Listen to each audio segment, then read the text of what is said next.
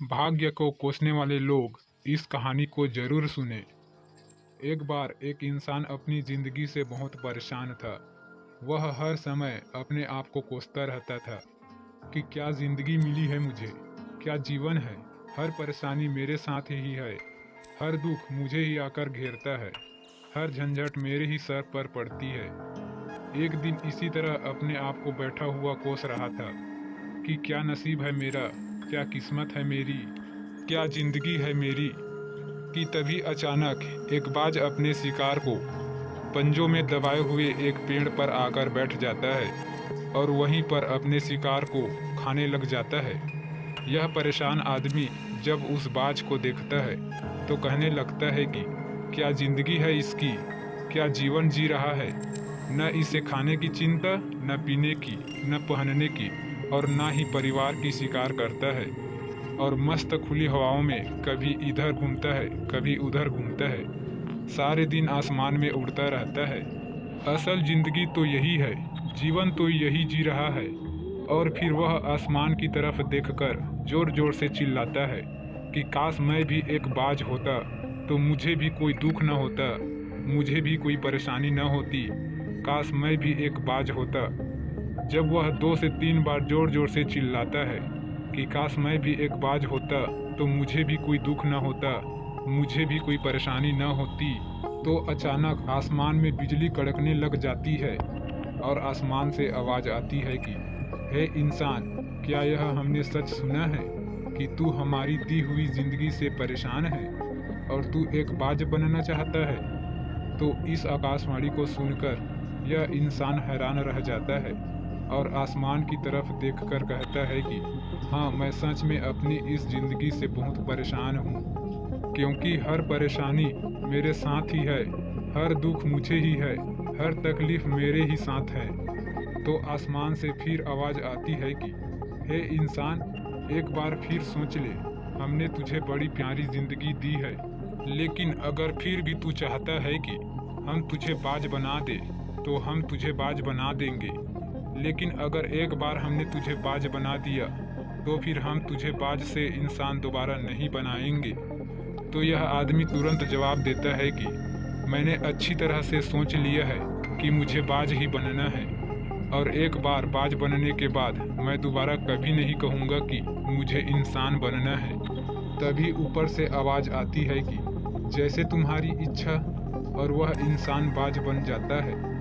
बाज बनते ही वह इंसान खुली हवाओं में उड़ने लगता है, कभी उड़ता हुआ इधर चला जाता है, कभी उड़ता हुआ उधर चला जाता है, और सोचता है क्या मज़े की ज़िंदगी है, असल ज़िंदगी तो यही है।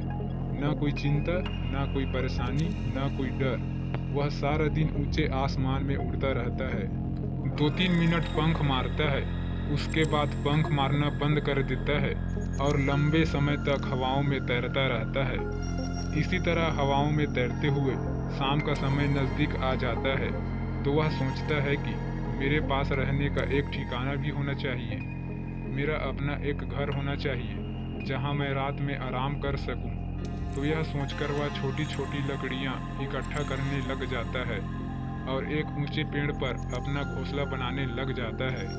एक एक लकड़ियां इकट्ठा करके वह अपने लिए एक सुंदर सा घोंसला तैयार कर लेता है और रात में उसी में सो जाता है और सोचता है सुबह उठकर शिकार भी करूँगा, और सुबह उठकर फिर से मौज मस्ती भी करेंगे, खुली हवाओं में उड़ेंगे।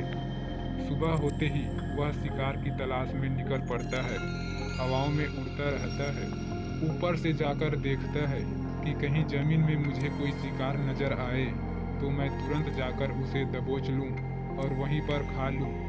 लेकिन उसे कोई शिकार नज़र नहीं आता। काफ़ी समय बीत जाता है, वह लगातार ऊंचाई से शिकार को ढूंढता रहता है, लेकिन उसे कोई शिकार नहीं मिलता। फिर पास में एक जंगल मिलता है, यह उस जंगल में चला जाता है, यह सोचकर कि शायद वहाँ कोई अच्छा सा शिकार मेरे हाथ आ जाए। यह जंगल के ऊपर उड़कर शिकार को ढूंढता रहता है, जंगल के अंदर जाकर भी शिकार को ढूंढता है, लेकिन उसे वहाँ कोई भी शिकार नहीं मिलता। शाम का समय नज़दीक आ जाता है तो मायूस होकर वापस अपने घोंसले की तरफ लौट रहा होता है कि रास्ते पर थककर एक पेड़ के ऊपर बैठ जाता है। जब यह उस पेड़ के ऊपर बैठा होता है तो उसकी नज़र एक बीमार चिड़िया पर पड़ती है जो कि बीमार अवस्था में होती है। यह तुरंत जाकर उसे दबोच लेता है, उसके पंख निकालकर अलग कर देता है और उसे खा जाता है।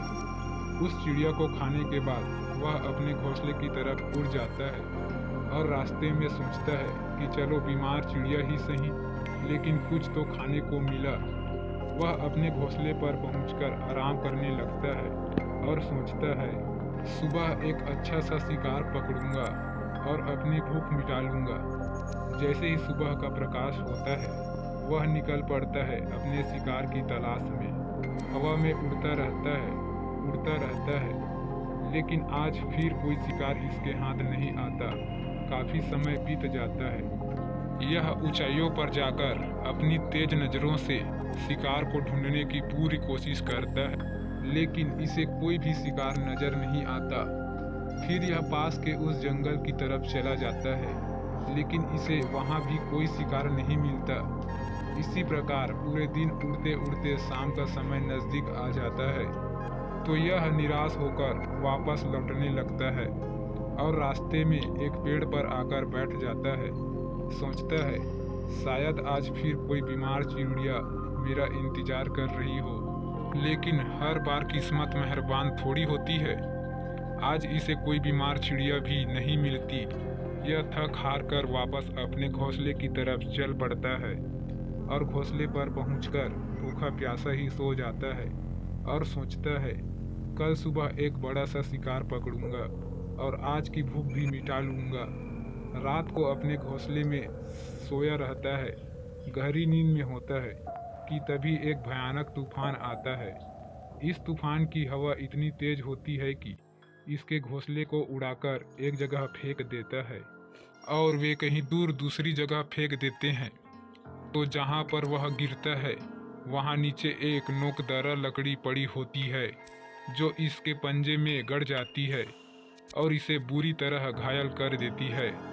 तूफान के रुकने के बाद बारिश शुरू हो जाती है।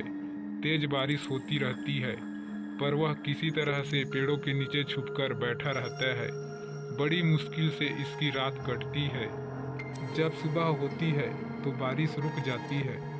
बारिश के रुकते ही चारों तरफ खुशियाँ छा जाती है, चारों तरफ हरियाली छा जाती है। नदियाँ और झरने तेजी से बहने लगते हैं। सब कुछ फिर पहले के जैसा हो जाता है, लेकिन यह बाज अब पहले के जैसा नहीं रहा। इसका पाँव बुरी तरह घायल हो चुका है। इसके पंजे में जो लकड़ी लगी थी उसकी वजह से इसका पंजा बुरी तरह छत बिछत हो गया था। और मैं आपको बता दूं कि बाज का जो पंजा होता है वह उसके शिकार को पकड़ने के लिए सबसे ज़रूरी होता है, क्योंकि बाज अपने पंजों से ही अपने शिकार को पकड़ता है, दबोचता है और फिर अपनी चोंच के माध्यम से नोच नोच कर खाता है। लेकिन अब इस बाज का पंजा बुरी तरह से घायल हो चुका था और वह पिछले 2 दिनों से भूखा भी था।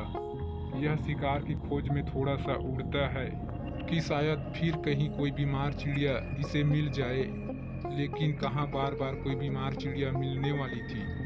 वह कुछ देर तक उड़ता है, लेकिन फिर भूख और दर्द के मारे थक कर वह एक पेड़ पर आकर बैठ जाता है। वह पेड़ पर आकर बैठ तो जाता है, लेकिन उसे पता नहीं था कि यहाँ एक और मुसीबत उसका इंतजार कर रही है। और वह मुसीबत यह थी कि 8 कौओं का एक झुंड मिलकर इसे परेशान करने लग जाते हैं। इसके ऊपर आकर इसके घाव में चोंच मारने लग जाते हैं। उन्हें भी पता चल जाता है कि यह बाज घायल है और भूख की वजह से कमज़ोर भी है। यह बाज उनसे बचने के लिए थोड़ा सा उड़ता है और फिर जाकर बैठ जाता है। उनसे पीछा छुड़ाने का बहुत प्रयास करता है, लेकिन वह फिर इसके पीछे आ जाते हैं। तो यह फिर उड़कर थोड़ी दूर चला जाता है, लेकिन वह इसका पीछा नहीं छोड़ते और बार बार इसके पास आकर इसे परेशान करते हैं। कौवे अक्सर बाज के साथ ऐसा करते हैं, लेकिन फिर बाज भी उनके साथ एक खेल खेलता है। जब कौवों का झुंड बाज को परेशान करता है और उनका पीछा नहीं छोड़ता, तो बाज हवा में सीधी उड़ान भरने लग जाता है। वह तेजी से सीधा ऊपर की ओर उड़ने लग जाता है। कौवे भी उसके पीछे उड़ते हैं, लेकिन कुछ देर तक उड़ने के बाद कौवे ऐसी ऊंचाई पर पहुंच जाते हैं जहां पर उन्हें ठीक से ऑक्सीजन मिलनी बंद हो जाती है। उनका दम घुटने लग जाता है, उनकी सांस रुकने लग जाती है, तो फिर वह वहां से ऊपर नहीं जा पाते। पर बाज तो बादलों से भी ऊपर उड़ सकता है, इसलिए वह बहुत ऊपर चला जाता है। लेकिन कौवे वहां से ऊपर नहीं जा पाते और वो नीचे आने लगते हैं। तो इस तरीके से बाज उनसे अपना पीछा छुड़ा लेता है। लेकिन ऐसा करने के लिए, इतनी ऊंची उड़ान भरने के लिए इस बाज के पास उतनी ताकत नहीं थी, क्योंकि यह भूखा भी था और घायल भी था। तो यह उड़ता और थोड़ी दूर जाकर बैठ जाता और कौवे फिर आकर इसे परेशान करने लग जाते। इसी तरह भूख और घायल हालात में एक दिन गुजर जाता है, दूसरा दिन गुजर जाता है, तीसरा दिन भी गुजर जाता है, लेकिन इस बाज की हालात में कोई सुधार नहीं होता। वह बद से बदतर होती जा रही थी। चौथे दिन जब यह बिल्कुल खत्म होने पर आ जाता है, इसके अंदर बिल्कुल ताकत नहीं बचती और इसका शरीर इसका साथ छोड़ने लगता है। तो यह किसी तरीके से उड़कर पास ही इंसानों की एक हॉस्पिटल होती है, उसकी छत पर आकर बैठ जाता है और वहां आने जाने वाले मरीजों को देखता है और अपने आप से कहता है कि काश आज मैं एक इंसान होता तो ऐसे छोटे मोटे जख्मों का हॉस्पिटल से इलाज करवा लेता, या किसी को बता देता कि मैं भूखा हूँ, परेशान हूँ, मेरे साथ यह परेशानी है। लेकिन आज मैं एक ऐसा बेजुबान परिंदा हूँ जो किसी से कुछ नहीं कर सकता, किसी को अपना दुख नहीं बता सकता, किसी से कोई मदद नहीं मांग सकता। यही बात सोचकर वह उसी छत पे अपना दम तोड़ देता है। वह अपनी जान की कुर्बानी तो दे जाता है, लेकिन साथ ही साथ हमें यह सीख भी दे जाता है कि आपको जैसा बनाया गया है, आप जैसे भी हो उसी में खुश रहो और उसी में बेहतर करने की कोशिश करते रहो, ना कि इस बात से परेशान रहो कि काश मैं ऐसा होता, काश मैं वैसा होता, काश मैं यह बन जाऊं। आपको जैसा भी बनाया गया है, आप उसी में अपना सर्वश्रेष्ठ करने का प्रयास करते रहो। दोस्तों, यह कहानी तो काल्पनिक है, लेकिन हमें जीवन का एक बहुत ही महत्वपूर्ण नियम सिखाकर जाती है कि हम जैसे भी हैं अच्छे हैं, बस हमें उसी में अपना सर्वश्रेष्ठ करने का प्रयास करते रहना चाहिए। दोस्तों, आज का हमारा यह मोटिवेशन वीडियो आपको कैसा लगा, कमेंट करके अपनी राय जरूर दें। वीडियो पसंद आया तो वीडियो को लाइक कर दे, अपने दोस्तों में शेयर कर दे। चैनल पर पहली बार आए हैं तो चैनल को सब्सक्राइब जरूर करें। सो थैंक यू दोस्तों, मिलते हैं अगली वीडियो में एक नया टॉपिक के साथ। तब तक के लिए बाय बाय। आपका दिन मंगलमय हो।